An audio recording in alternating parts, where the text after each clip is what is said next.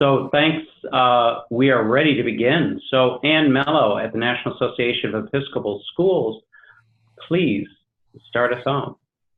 Yes, first of all, I'd like to thank everyone for participating in this webinar today, and I'm particularly grateful to the Episcopal Church Foundation for offering this thought leadership webinar.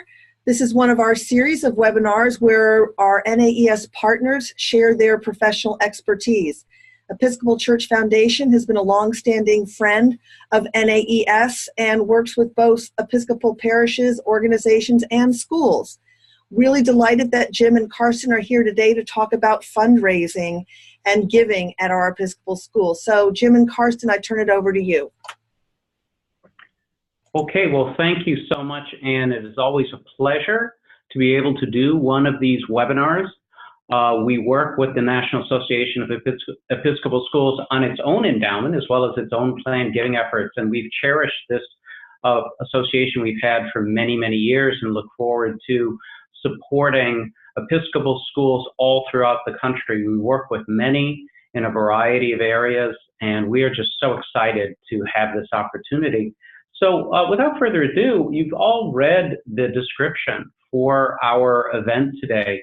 And our focus today is really, in many ways, reminding you of many things you may already know and seeking to just enhance your knowledge and sort of prick your imagination in some ways to be thinking about, are we doing everything that we need to prepare for the future of giving at our Episcopal school? So that is our main focus for today. But hold on, of course I'm having and there we go. Okay, so everyone, I believe, who's on the line probably has heard of the Episcopal Church Foundation. We are the denominations foundation for all Episcopal parishes, dioceses, schools, and related institutions. We do a number of things, but most of them focusing on leadership development and raising financial resources for your work that you are doing. And we work with both lay and clergy leaders. We're seeking to have more vibrant Episcopal communities of faith, including schools in that, and always seeking to be good stewards of the resources which we've been entrusted with. Many of you know much of the work that we do with parishes and share all of that leadership information. We also do a number of activities with schools, including capital campaigns, planned giving, endowments. We have a donor solutions area, and we'll mention a few of these resources later. But what we wanted to focus in on today, as I've already begun to mention, is are you, as an Episcopal school, whether you are a school head, and I know we have some school heads on the line, as well as many directors of development, have you been considering, are you being broad enough in all of your efforts to raise funds for your Episcopal school so that you will have the financial resources available in the future to do your very particular mission that your school is focused on? Please do listen as we go through these. Consider what you may be doing now, what you may be consider doing in the future, and reflect as always on what are your best next steps. Our goal today is really, as I said, to remind you to make sure you're considering all of your options. However, as is the subtext of all of what we're going to talk about today, are you keeping your donors' best interest in mind on an ongoing basis? Are you taking actions which will help your donors be more generous to you as a school? And we'll talk about many of these things.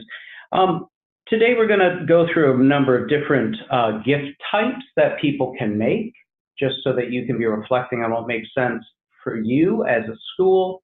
We're going to remind you on an ongoing basis to remember the importance of relational development that you have with all of your donors.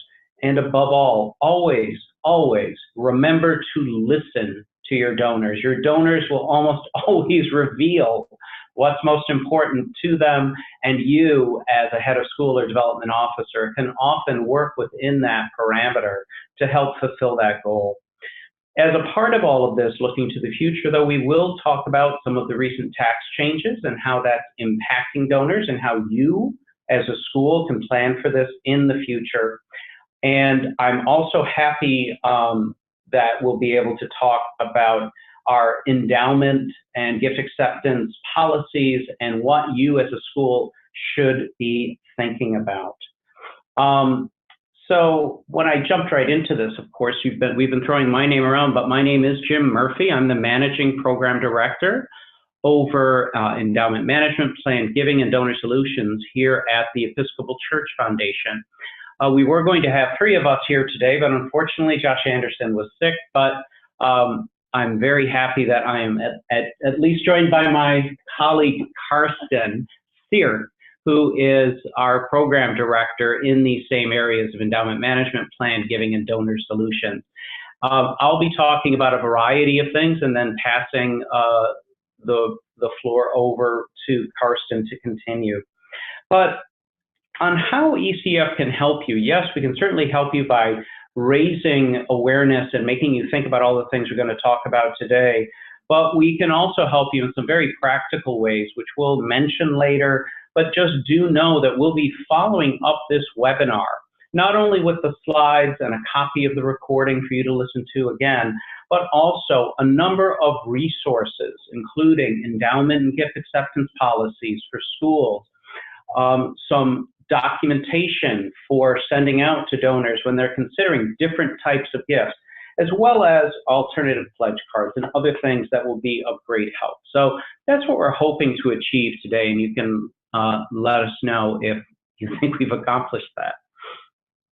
So let's just start with an obvious question of what your donors can give, but what this really is begging for in a question is the importance of you, your development staff, you as head of school, you as volunteer leader at your Episcopal school. Are you promoting to your donors that they have a variety of ways that they can give to your school, that it isn't just the simple things that you're focusing on, that you're being very expansive? This is more and more important as certain demographic changes are happening in our nation. So I just note, obviously, I'm sure all of you are encouraging gifts of cash. They're the easiest and often the most appreciated form of gifts. Not all schools and other Episcopal entities focus as much on the giving of appreciated assets, such as stocks and bonds or mutual funds that have greatly appreciated. Over the past several years, there's been tremendous appreciation of assets, and many people may desire to actually give them as a gift and avoid having to pay the capital gains tax. So there are other reasons, which I'll mention in a moment, but more and more individuals may be considering giving larger gifts at a single time, perhaps in 1 year and then not for several years after that. Making sure that people know they can give appreciated assets is a crucial factor, and I'll be sharing a tool with all the attendees today on how to do that. Always keeping in mind encouraging estate planning, and we'll mention that later about planned giving, but you want to make sure that people know they can make those kind of gifts. These are the gifts which over the long term build your endowment. Donor advised funds is something that's just growing and growing in popularity. The Episcopal Church Foundation has a new donor advised fund program that's available to all Episcopal donors and can certainly directly benefit your school. And I'll mention a few things about that too. I won't focus very much about private foundation grants, but you should be inquiring to your board members, to your major volunteers, and to people that people consider may be of greater wealth, that they may have their own private family foundation, which may be very able to make a grant to your Episcopal school. So something to think about. We'll also touch base on IRA, individual retirement account gifts, which I believe are going to be a new wave of giving for many people, including the many grandparents who have children at your many nursery and primary schools in the Episcopal universe. So many of you have seen this slide before if you sat in on any of our Episcopal Church Foundation webinars. It is a recap of the different types of giving. And for most of you, this is really obvious. You have annual giving, ordinary giving, whatever you wish to call it, where people are giving out of their current income, and that will change from time to time as economic circumstances change. Then there's extraordinary income that you often see within the context of a capital campaign or a major gifts effort. These are gifts which come from typically your wealthier donors, and many times can be paid off over the course of several years, paying for new facilities or special scholarship funds that you might be conducting a drive in. Finally, there's ultimate giving, planned giving, legacy giving, going by many of these names. These are gifts that come out of people's estates. And although there are a smaller number of ultimate or planned gifts that your school will receive, these are often the single largest gift that any individual will give to your school. And they can truly be life-changing. Now, all of those different types of gifts that we mentioned before can be given for all of these types of gifts as well. However, some will be favored over others depending on the circumstances. Okay. And let me just remind everyone who is on the line right now, if you do have questions, type that into your chat box, and we will be able to see them. So as questions come up, just type them in and we will see them. All right. Now, just as a quick overview, many of you on the line are already development professionals or people who really have raised money for your school for many, many years. And as I often say when I do workshops and webinars, I'm often stating the obvious, but it's important to remind everyone of the importance of these factors because it is so crucial that you are focusing on building trust and ensuring that your donors understand how you are using their gifts and that you are being clear about how those gifts are being used and communicating to them. That you are also inviting participation with your donors. And that's what I mean by being inclusive, making sure that your donors feel a part of your fundraising efforts, not that they are simply a source of revenue, but they are a part of your mission within your Episcopal school. You can accomplish that in a number of ways by making sure you're doing surveys regularly, by drawing people in, but always be encouraging donors to share their perspective and what they think, because you want to be able to just enhance that capability to build the trust relationship you have with that individual. I always say be brave, because sometimes you need to be brave in both how you promote your school, but also be brave sometimes in saying no to people who want to give an overly restricted gift. That again may be an obvious thing, but it is quite hard. We've had many conversations here at the Episcopal Church Foundation about having to say no to an important donor. And for schools and Episcopal parishes, it is very difficult, but quite often by having in place endowment and gift acceptance policies, which Carsten will mention, that will enable you to be even braver to guide your donors into making the best gift possible. Obviously, make sure that you are building your relationships over time and saying thank you.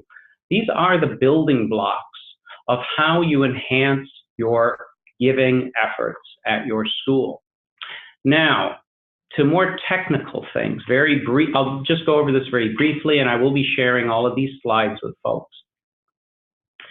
There were some changes to the tax law, as I think everyone knows, and many, many charities were quite concerned.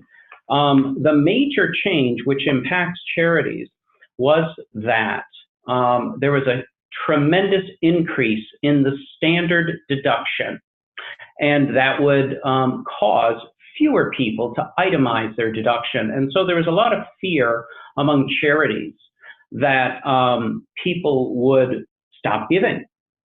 Now, no one believes that will actually happen. There may be some changes in how people give, but Americans for several hundred years have been some of the most giving people in the entire world. And because of that cultural philanthropy, we believe that will continue, even though some of it may be altered over time somewhat. But if you focus on the basics of what we were just talking through about building relationships, being transparent, and building trust, you will be well on your way to ensuring that people will always be giving to your Episcopal school.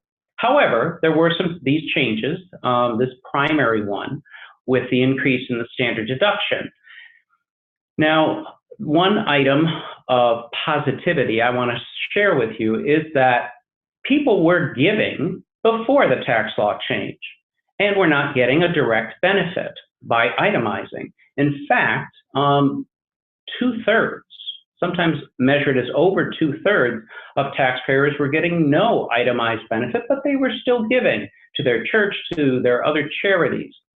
And so even though the expectation would be due to the increase in the standard deduction, that less than 10% of Americans will still itemize, no one believes that giving will go away. It may take a little time for people to adjust, but people will still give. But again, some will just change in how they're giving. One of the major changes that we expect to change is what's known as batching or bunching of donations. Bunching is, I think, what the New York Times used, so everybody's been glomming onto that. But bunching donations means that an individual donor will make a larger gift in a particular year, in a year where it makes sense for that person to do their itemization, perhaps. And they may give 2 or 3 years worth of giving in one instance. They may give that to a charity, but honestly, most people would potentially in the future choose to give it into a donor advised fund where they could bulk all of that giving together in one gift in the year in which they're seeking to itemize, and then give grants from that donor advised fund in the future. And that will allow them in that year, obviously, to exceed the standard deduction and to itemize. So that is one change that most people are expecting. I also wanted to note a few of the other changes to the tax code that actually enhance giving. The first I'll just mention is the Pease Amendment. Now, where that comes from, the Pease Amendment for higher income individuals used to force those individuals who were receiving higher income to reduce how much they could itemize, including their charitable giving and taxes and other things. That has been repealed.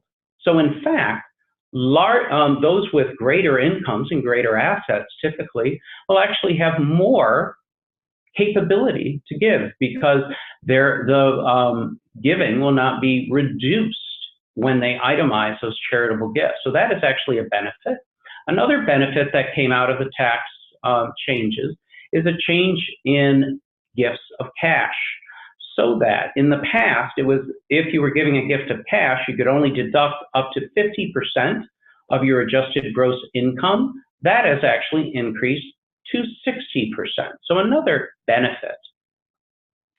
Where we at ECF see changes coming in the future is given some of what has happened and given that it takes about a year or two for tax changes to really sink into the general population, that over the next year or so, we will just start seeing more diversity in giving.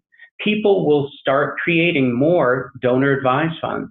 They may start creating, in addition to the fact that we have an aging population, they may create other gifts, such as life income gifts. They'll also start giving other assets that may be appreciated. And that's why I mentioned that point earlier, to ensure that you're letting your donors know that you can take stock gifts, that you can take mutual fund gifts, because people will now be incented to give those types of gifts more often. Another thing that I'll focus on next is the IRA qualified charitable distribution, which has gotten a lot of press, and I think, quite honestly, will be getting even more. And then I'll talk a little bit about donor advised funds before I turn the floor over to Carsten. Okay, so very, very briefly, I believe over the next several years, there is going to be a great acceleration on giving through an IRA, through a traditional IRA. And the reason for this is quite, excuse me, honestly, that we have the baby boomers beginning to retire.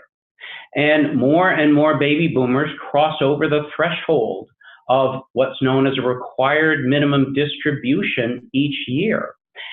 And what's interesting about these early, or should I say older, I know baby boomers don't like to think of themselves in that way, but older baby boomers, that many of them already have much of their retirement planned for them in the sense of income. Many of them have pensions. Many of them have other sources of income that they'll be relying on. And so when they finally turn that 70 and a half, suddenly they have to increase their income because they are required, once they pass 70 and a half, to take a required minimum distribution, or RMD, from their 401k, 403b, or IRA. Okay? So that is actually, for many of them, more of a burden. Many of them don't want their income to increase. They would much rather have a lower adjusted gross income. And so what this is going to cause, at least for the next, I'm estimating 10 to 15 years, as these older baby boomers start crossing over the 70 and a half year threshold, is that they will be inspired to want to give that required minimum distribution away, or at least hopefully a part of it. And they can do that very, very easily through what's known as a qualified charitable distribution, or QCD. We'll be sharing with you some text that you are welcome to put out through whatever means is appropriate for your Episcopal school to make sure that people know how they can do it and what is appropriate. Let me just be really clear about a couple of things with the qualified charitable distribution. It can only be done through a traditional IRA, and that's noted under the who's eligible bullet. You must have a traditional IRA, even though 401ks and 403bs have required minimum distributions. They are not allowed to make a qualified charitable distribution. So that's one thing I wanted to say up front, because that's very, very important. Most people, when they do retire, roll over their 401ks and 403bs into traditional IRAs. But not everyone does. So that's the first and most important thing. Now, what you can do is that you can roll over directly to a charity up to $100,000. And up to that, up to the amount of your required minimum distribution, that will count towards your required minimum distribution. So it is a very tax efficient way to keep your income lower and enables you to make a gift directly to charity. Now, just to remind everyone, as I say, we'll be sharing some resources on this. When this is done by the donor, by the person who has the traditional IRA, it must be made directly to the charity. So typically they need to work with their provider to transfer those assets directly to the charity. It does not provide a charitable deduction because they're not being taxed on that item. It actually escapes taxation. Whereas if they had taken it as a required minimum distribution, they would have to pay tax on that amount. And as I had said before, it applies only for traditional IRAs. It can't be used to fund a variety of other life income gift instruments, but we'll get less into those kind of details. So oops, and of course I'm going backwards instead of forwards. So that is giving through a traditional IRA, which, as I say, I believe because of the change in demographics and this large number of older baby boomers now moving over the threshold of 70 and a half, this will be more of a way for you to talk to those older donors who support your Episcopal school, whether they be alumni, whether they be parents or grandparents. So just something to keep in mind. Another change, which I've already alluded to, is the use of donor advised funds. Now, a donor advised funds, we have a description up on the screen that you could have read for yourself probably by now, but basically a donor advised fund is a hybrid between a checking account, a savings account, and an investment account, which basically functions as a charitable checking account for the donor. The donor makes typically a significant contribution in a particular year, probably in a year where they're seeking to itemize their deductions. They receive the full deduction in that year for that gift. And then from that time onward, they're able to use their newly created donor advised fund to make grants to a variety of charities, including Episcopal schools. These are very, very appealing to donors because they are so easy to use, they're simple, and they're flexible. A donor can choose to give away a lot of grants in one year or fewer grants in the future. They could even choose to make a very significant gift in one year and wait several years to make a much larger, more impactful gift in the future. It is all up to the donor. And that is the piece that is most important for everyone to remember. When we're talking about donors and donor relationships, you are seeking to appeal to your donors and help them to give in the best way for them. So this is something which many financial institutions have put together. Fidelity Charitable, Charles Schwab Charitable, all of these larger institutions have actually created charities to enable them to create a donor advised fund program and to further enhance people's philanthropy. The Episcopal Church Foundation has also created a donor advised fund, works exactly in the same way as many of these big institutions, where after you make that very substantial gift or a group of gifts over time, you then have online resources to make grants, check on the balance, and monitor it as it develops over time. So it is a very customized type of tool that is very beneficial.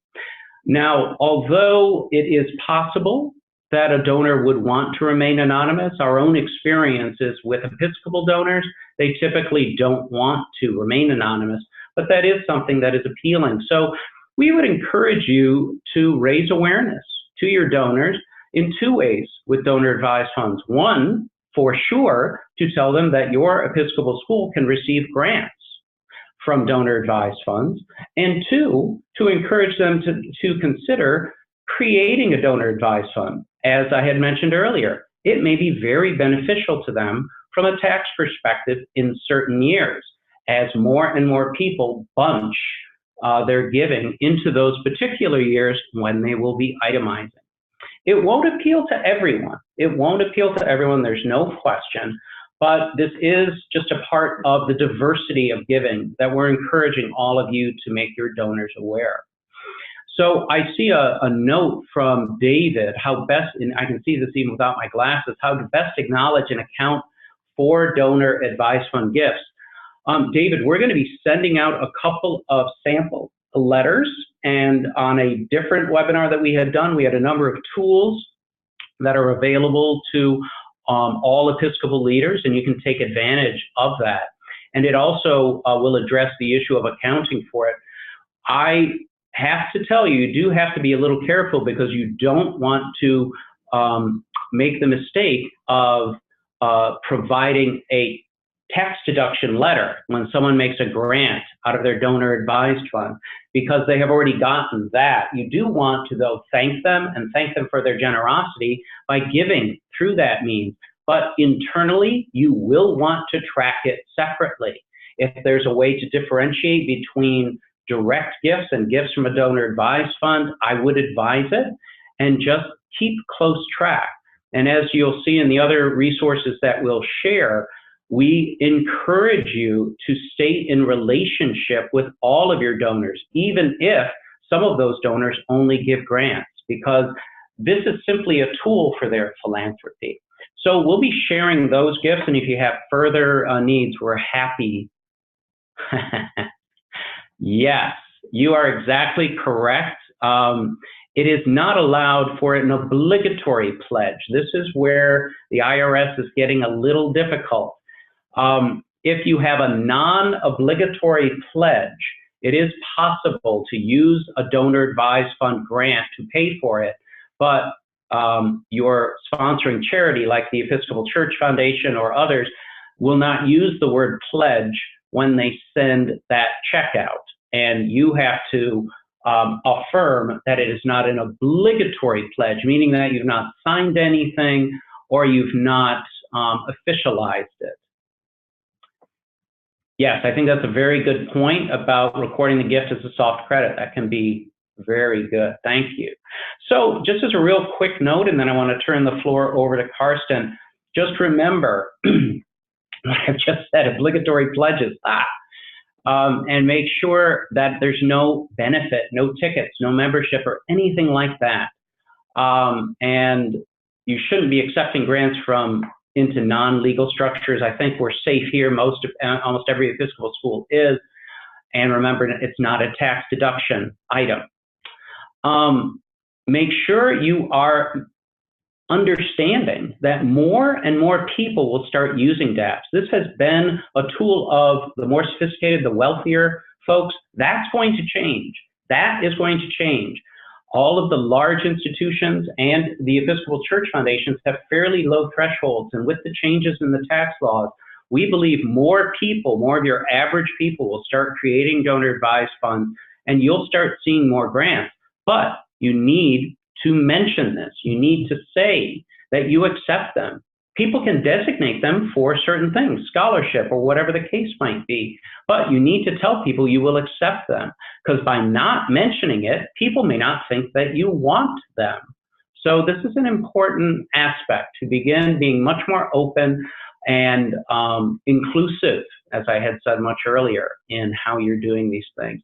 You do want to provide a thank you letter. Even though you're not going to mention pledge or that it's getting a tax deduction, you want to enhance that relationship. Many of the people who have DApps are going to be more sophisticated, more entrepreneurial, potentially younger too. So they are both your present and future donors. And it helps for those potential donors to know what you need, So don't be afraid to not only let your light shine, but make sure that people know what your needs are as an Episcopal school, because many people may keep their donor advised funds and do sort of, what's the word? It's just off the cuff sort of giving. We know many people do that, and it's been reported on many times. You may have projects or a school trip or something like that a donor advised fund, a donor would be really excited about giving, and they can simply do it directly online, and it's very easy for them. And it's just it's an enhancement of all the giving that they may be doing to your institution. Of course, how do you find out that your donors have these donor advised funds or those private family foundations? There's really only one way. You need to ask. And many of the members of your board may have insight into this. So I'd encourage you, as always, to ensure that your board is actively engaged in all of your giving efforts, but especially those in seeking those more sophisticated donors.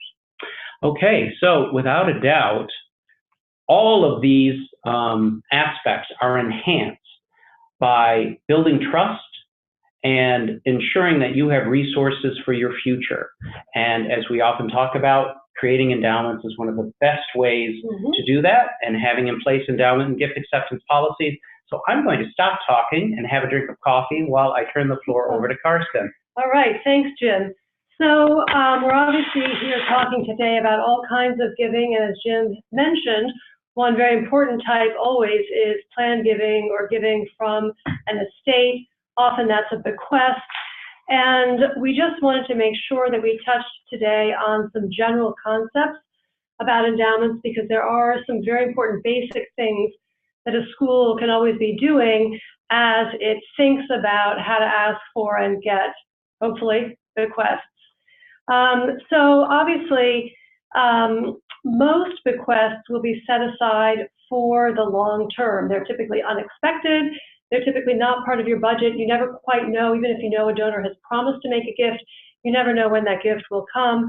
And also, if a donor says, I leave the school, $25,000, $50,000, which is, of course, a decision that they make today for funds that will be paid to the school in the future, they're doing that because they trust the school, and they trust that the school has a plan to manage funds that might come to them in the future, and they trust that the school has a plan to use funds that might come in the future. And it's the structure of your endowment, the policies and procedures and whatnot that you have in place that builds this trust. So we'll go into details about endowment structure in a minute, but I just wanted to raise a couple of points to always keep in mind. The first is that your structure is very important.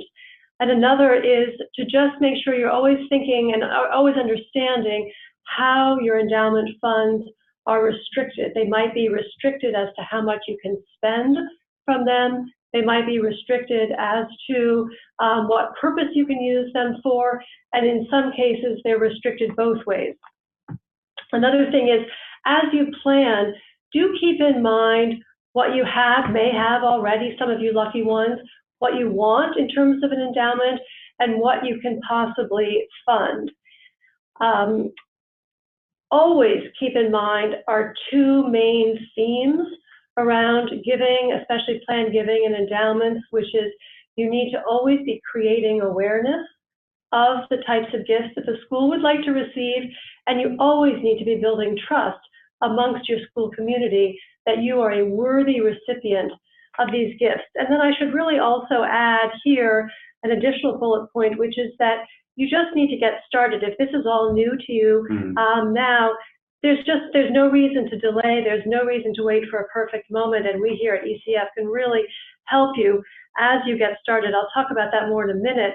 But I just wanted to mention a really, just an example of a church. Of a school that we've been working with recently. And this is a school that had a long time beloved head of school. And when she died, the school began to receive some gifts in her honor.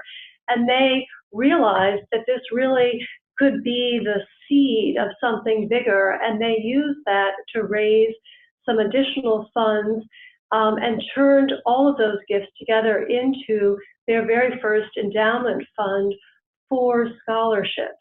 And so I just always like that story, because sometimes a moment for giving, a moment for asking and giving comes upon you unexpected. If you're beginning to think about these ideas, then you'll be ready to meet that opportunity. And it's both current as well as planned. It's all of the three types. Absolutely.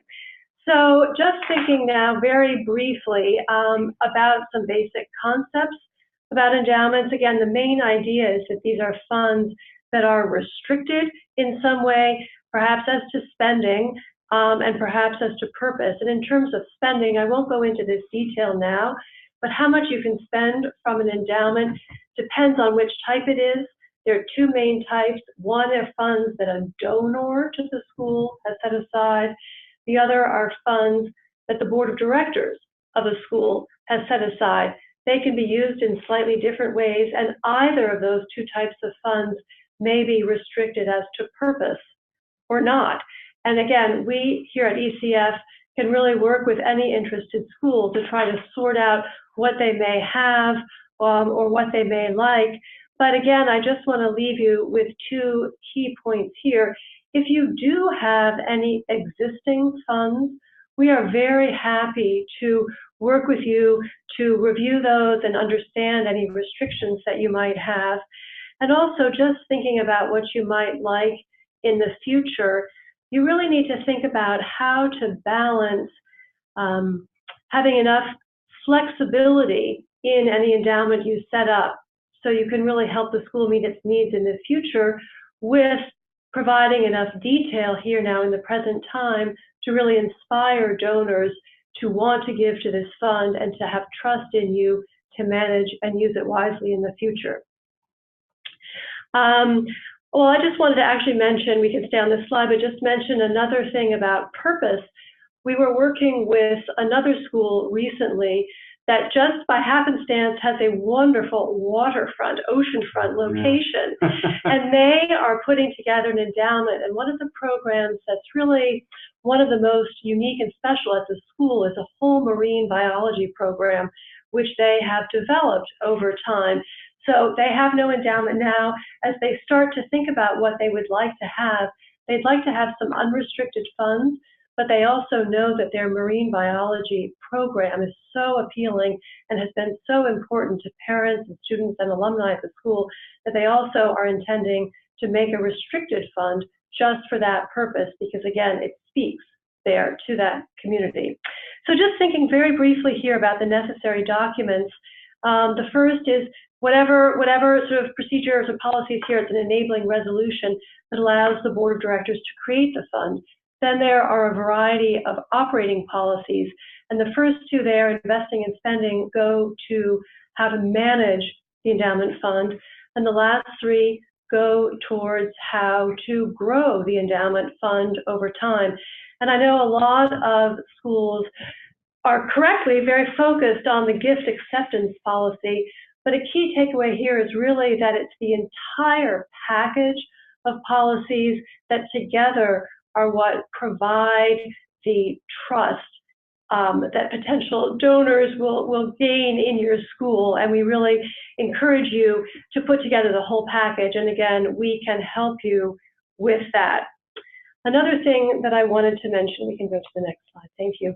Another thing that I wanted to mention is that there is a law that applies to the types of endowments that are set aside by donors. Most generally, it's called UPMIFA, but really there's a variety of that particular law which relates to the Management of Institutional Funds Act. Just about every state has that act, and that is what guides the management of endowments that are put into an endowment by a donor and are truly restricted in perpetuity. Those endowments must last forever. And so in order to do that, you have to, as a school, as the board, the endowment committee, you need to invest them prudently and spend them prudently with the goal of preserving the spending power of the endowment over time. I just wanted to mention that here just to make sure everyone is aware that there are some very important guidelines to follow.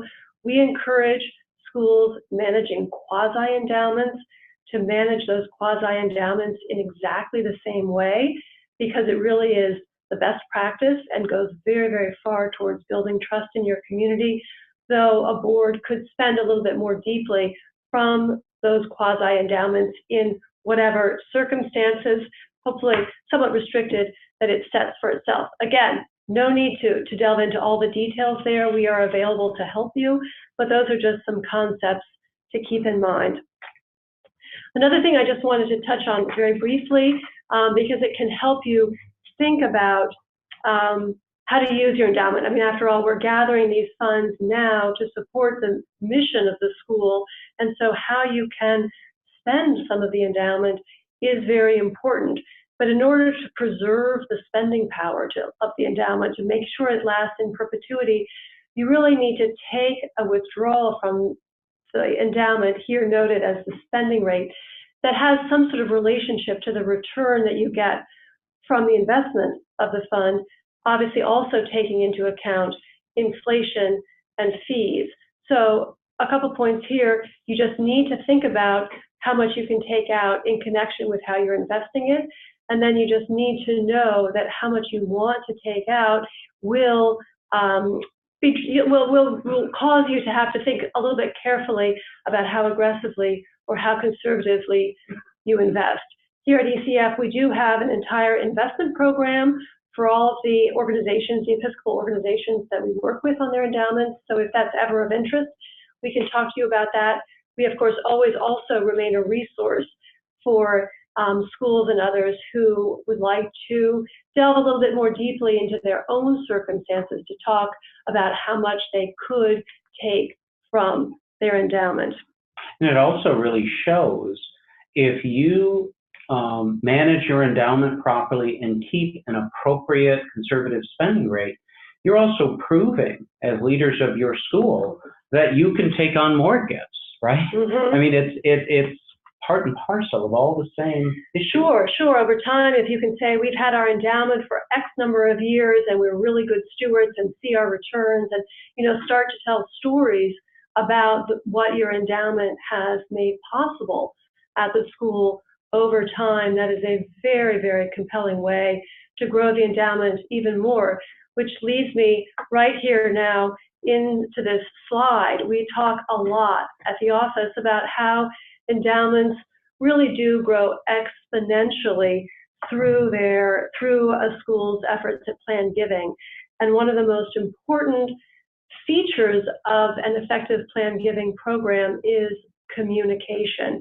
And it really, to the extent that you can explain the endowment, explain the concepts, explain the structure, how endowment funds will be used, tell stories, show that the endowment has lasted over time, in effect that you're very much honoring the wishes of the donors to the school, it becomes very compelling, and people will be very interested in continuing to give to that. Where endowments can kind of struggle is if you don't have a very clear purpose. People aren't perhaps the school leadership themselves aren't really very clear on what the endowment should be used for. If it's not really managed in a very clear way or very transparently, that can present some challenges. And then, obviously, as Jim mentioned earlier, if you never ask, if you never talk about it, but also if you never ask your school community for additional gifts, it's unlikely to grow. So again, my final point, and then we'll go back to Jim, is very much that we are here to help you on all these different aspects of endowment structure and use, investment if you like, and all the management questions. So please don't hesitate to be in touch. And we're happy to share, and Carsten can, all of our endowment and gift acceptance policies for free, without obligation. This is a part of our mission to help Episcopal schools like yours, as well as churches and dioceses all across the country, to enhance generosity in these many ways. If anyone has questions for Carsten, please do feel free to type them here. We can come back. I'm just going to do a brief wrap up. We've had many other webinars in the area of planned giving. This is going to become a major source of growing your endowment. It always has been. It will just be increasingly so. And so just to note a few of the special factors about planned giving, as it is a bit different from annual and major and capital gifts. It is always focused on the future. These are gifts that people are truly convicted about. They feel so strongly about your school that they raise your school to the level of family, to the same place where their children and grandchildren are in their estate plans. And much like your relationship with family, it is sensitive, and you need to be responsive to it. You need to be responsive to the individual needs, to ensure that you are always putting your donors' needs above the school, so that you are proving that you're worthy to receive these gifts. And as we've mentioned time and again today, the importance of building that sense of trust and ensuring that people know that they can give these gifts to you and you will use them for the purposes that they would have intended. And not only that, but much to what Carsten was saying about spending, use them in the way that is appropriate for funds that are meant to last into the future and to support your school for the ultimate long term. It is much bigger typically than a regular annual gift because it does last in perpetuity, and you have to make people aware that they can give these. Obviously, there are a lot of different and complex gifts. For all of you who are out there that are heads of schools and development directors, you know what most of these are. You can listen to other webinars to get more detail. And please know that the Episcopal Church Foundation is here to help you in all of these. But two notes I will make. The first is, as you can see from the list, there are a wide variety of ways that people can give through a planned gift. And what that indicates is that you need to make sure that you raise awareness to people that they have all of these different options, and that even in the most complex options of life income gifts, you have access to them. As an Episcopal school, as a member of NAES, you have direct access to all of the resources of the Episcopal Church Foundation, and all of your donors, whether they are Episcopal or Lutheran or Muslim or Jewish or Baha'i or whatever they might be, they can create one of the different life income gifts, and the Episcopal Church Foundation can help them to customize a plan that is best for them. And secondly, the second note is just to note the vast majority of planned gifts will always come through an estate, either through a will or through a trust that someone creates to hold their assets and distribute them, or more and more through designated allocations. Fewer and fewer assets are ending up in the probated estate. More and more people are actually turning over those assets either during life as a charitable gift or in trusts where it's held in what's known as an inter vivos or during life trust, which then distributes it after death, as well as designated allocations like insurance policies, like IRAs and 401ks for the remaining balance. All of those are where the majority of gifts are going to come in the future, and you need to, as leaders of your school, be focused on this. And the good news is the Episcopal Church Foundation is here to help. We have tremendous resources, all of which can be adapted for a school context. And we have numerous webinars and other online and paper resources, all of which are available to you. And we are more than happy to spend time with the development professionals and the development volunteers, for that matter, at your school to help you have a successful planned giving program. We can talk much more about planned giving, but we're not going to. We're going to wrap up and just open the floor to any questions. And of course, Anne, if you'd like, you certainly may come back online. All of you know ECF has a number of webinars, all of which are available to you on our Vital Practices website. And you are welcome at any time, day or night, to play those. I know that many people play mine late at night, helping them to fall asleep, but you're more than welcome to do that and listen to any of the others, as well as some of the other live webinars that will be coming up. We'll be, as we know, recording this one today and sending it out to everyone. But before I turn the floor back to my friend Anne Mello at NAEF, I just wanted to make sure all of you knew all of our team here in Endowment Management, Planned Giving, and Donor Solutions is here to help you, to support you in your mission at your Episcopal school to enhance education, and through that, enhancing the lives of people in our country and all throughout the world. I visited many Episcopal schools and continue to be exceedingly impressed at every one of them. I'll just give a plug right now. Here's a product of Episcopal schools. I'm not, but, and that's why she's better than me. Carsten is a graduate of the National Cathedral School in Washington, D.C. So if anyone has questions, we are more than happy to take those. And Anne, I'll turn the floor over to you. Thank you so much, Jim. Thank you, Carsten, and everyone who came on today. This has been super helpful. I want to thank you again for taking the time to share your wisdom and expertise. And I'd like to underscore, as the former head of a small pre-K through 8th grade school, very sadly, I was not aware of these services available as an Episcopal school through ECF, or I would have hopped right to. I particularly want to point out, if you are starting with small amounts of money that you've collected, a reserve fund, the start of an endowment, often other organizations may require high minimums. I encourage you to contact ECF. I do have a question to round out our time together.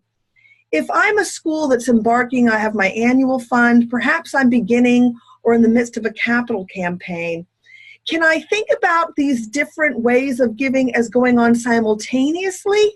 Or do I have to parse them out so that if I'm in the middle of a capital campaign, maybe it is or isn't a time to think about planned gifts or endowment building? Could you talk a little bit about all at once or selectively?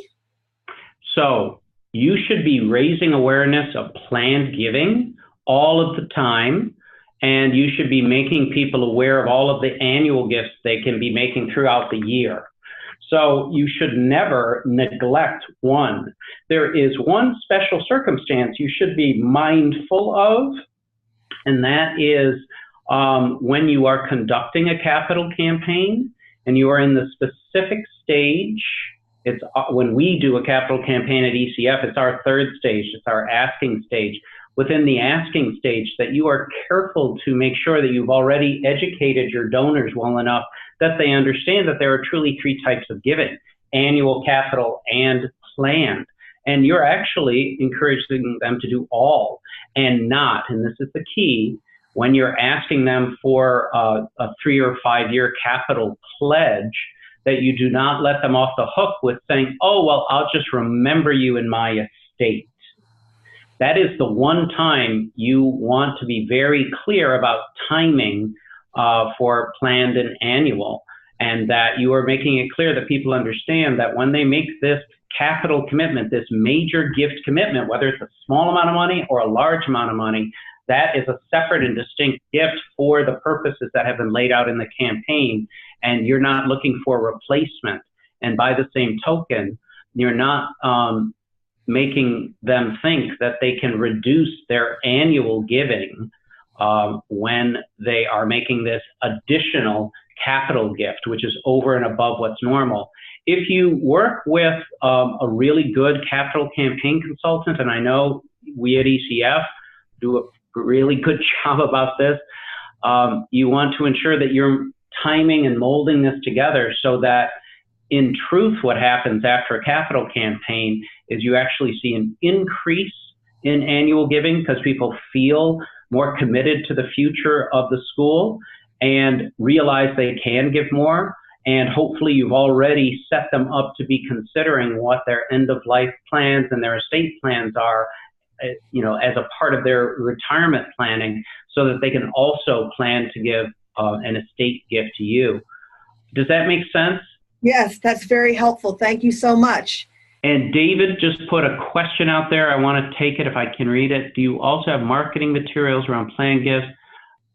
Absolutely. You are welcome to download actually basically most of our planned giving materials and all of our booklets and brochures for free. You can do that on our website. We'll include that in what we send out. They just need to be adapted for school context, which is usually quite easy. We can help you do that. All right. So I think, do we have another question? Mm-hmm. Yes, someone did already. Yes, we will have recording. I'm sorry you've had so many interruptions. I often have interruptions here too, so I really get it. So I think that's it for questions. I haven't seen any others come up. So Anne, thank you very much. Turn it over. Yes, thank you very much. Thank you everybody for joining. And this will be sent to you by ECF. Both the PowerPoint deck will be sent to you. This will be recorded and will be available on the ECF website. and you will have the contact information for Carsten and Jim and their team if you'd like to follow up for your individual school's needs. Thank you, everybody. Thank you, Carsten and Jim, and have a wonderful day. Thank you. Bye-bye. Bye.